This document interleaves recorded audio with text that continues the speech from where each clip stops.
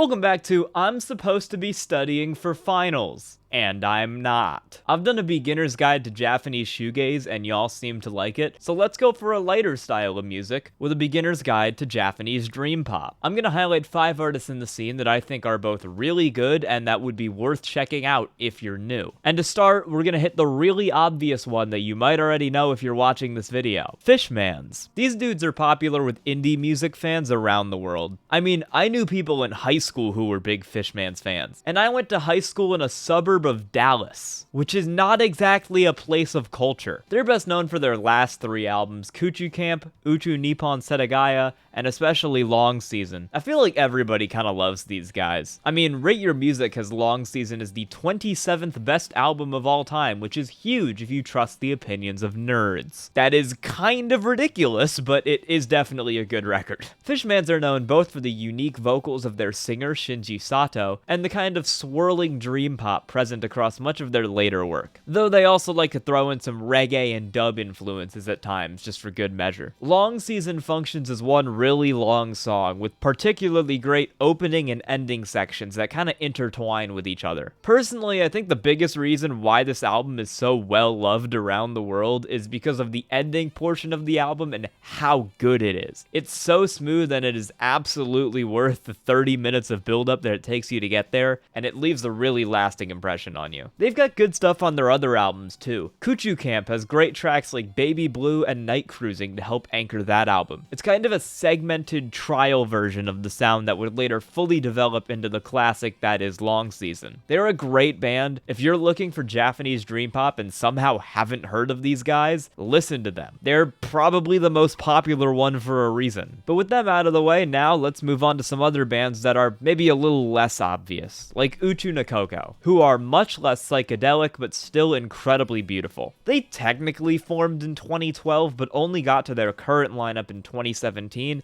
and that's the one that's produced excellence. Their albums Kimi no Yoni Ikiritara and Hino Ataru Basyo ni Kiteo are both like near the peak of Japanese dream pop. And the former especially is one of my personal favorite albums of all time. The opener to that album, Virgin Suicide, is more shoegaze than dream pop, but it's so good. The ending bit is incredibly beautiful too, both on that track and the title track that follows it. It's kind of the same thing on both, but it's awesome, so I don't care. Like a Raspberry is much slower than those two, but it's still great. It's bright and beautiful while also being extremely catchy. It never really is a climax or anything, instead it's just 5 minutes of beautiful vibes, which for this style of song, works. Timeless is a bit tighter with more twee pop vibes in addition to being dreamy, and Film is a nice ambient interlude as well. I mean, I said I was gonna pick the highlights, and I've highlighted 5 of the 7 songs on this album. It's great. Moving over to Hino Ataru Basyo ni Kiteo, there's more amazing stuff. I first listened to this in journalism class in high school on Bandcamp on my phone like an hour after it got uploaded, and I just remember spacing the hell out for the entire class, mostly because of how entranced I was by the tracks Skirt and Heya. A lot of that is because of how amazing the band's singer Kano is. She's one of the best singers I've ever heard in J-pop. Her voice is absolutely incredible, and her vocal performances are all at their best on this album. Both Skirt and Heya are over 5 minutes long, but Skirt is the slower one. It's bright and twinkly with a focus on Kano's incredible breathy singing, and it uses an airy instrumental to really let that shine. It's in contrast to Heya, which is much quicker and more of a rock song than super airy pop. It's also super catchy though, and while the singing is still absolutely amazing, the guitar work and melodies are prioritized a little bit more here. If you're looking for something a little bit more substantial compared to Skirt, there you go. Universe nekoko is a great band, especially if you're really just looking for vibes. There's not really a better way to describe that. This band has super beautiful and relaxing vibes, and if you want that, absolutely check them out. I love them, and these albums both have a special place in my heart. Next up, let's move to a band that's moving all across the dream pop spectrum, Pasteboard and their 2006 album Glitter. This is Pasteboard Pasteboard's only album under that name, and wow is it incredible. Pasteboard is doing it all on this album, from shoegaze tracks like breakbeats, to indie pop on Flipper, and even into Fishmans style psychedelia on Free Soul. Speaking of Fishmans, if you liked Shinji Sato's nasally vocal style, you're gonna love this album, because this guy kinda sounds pretty similar. Many tracks here are fairly simple in terms of songwriting, but absolutely perfect in execution. A lot of them revolve around repetition and fairly simple melodies, but deploy them to the highest levels possible. Like the track Flipper, with its simple, repeating drum beat and back and forth guitar melodies that, combined with super catchy vocals, make an incredibly hypnotic song. Squall is similar, and I actually like it a little more, as I slightly prefer the guitar work on the track. If Universe nekoko is dream pop to cry to,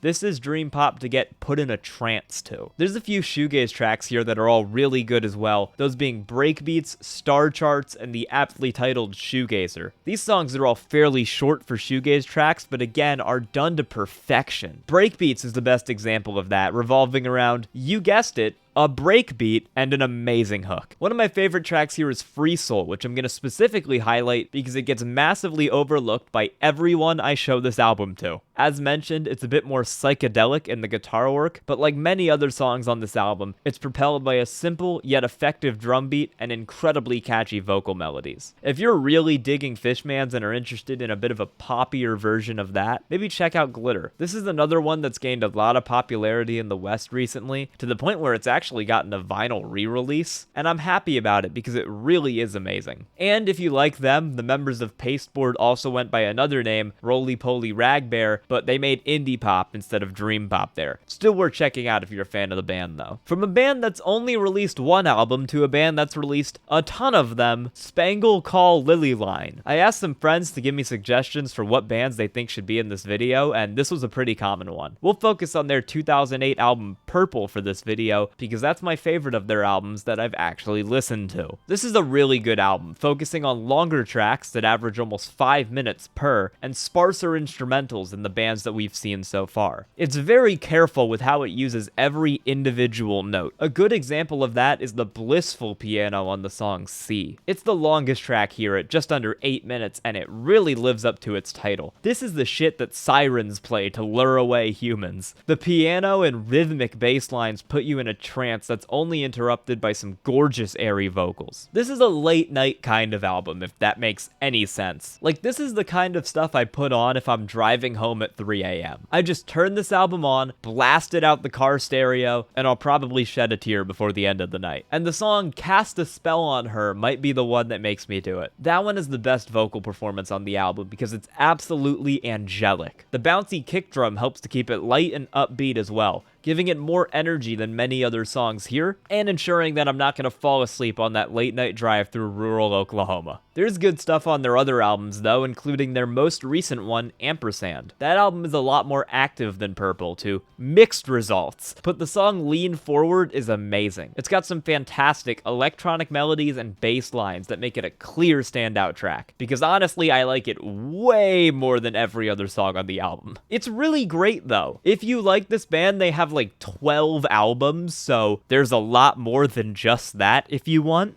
And I'll probably end up listening to some more of them next time I do a weird band names video, so I guess there's my chance for that. Purple is a fantastic album though, and it is very much worth checking out. And for the last one, when I do videos like this, I like including at least one fairly new band, so how about one who just released their debut album a couple months ago? Let's talk about Moon in June and their album Roman to Mizuiro no Machi. For a debut album, this thing is really well put together, and it was one of my favorite debut albums from last year. It's also got a really good album cover, so good I used it as a thumbnail. This album is taking more from indie rock and pop compared to the psychedelic stylings present with many other bands on this list. That's immediately present on the first song, Robert, which is a sugary sweet and reverb heavy indie pop sound. The singer is great on this album. She's got a beautiful voice that helps to make these songs pop, and she really makes Robert as good as it is. This song, like many tracks on this album, also has really good vocal melodies that help it out. I'm a sucker for these kinds of really beautiful melodies, especially in dream pop, so the rate at which this album pumps them out helps set it apart from the crowd. Overdriver and Head for Munich are also both favorites of mine on this album, taking more from rock and a bit of shoegaze. Both songs excel at the same things Robert did, with swirling hypnotic melodies on top of heavier but still reverb-drenched guitars.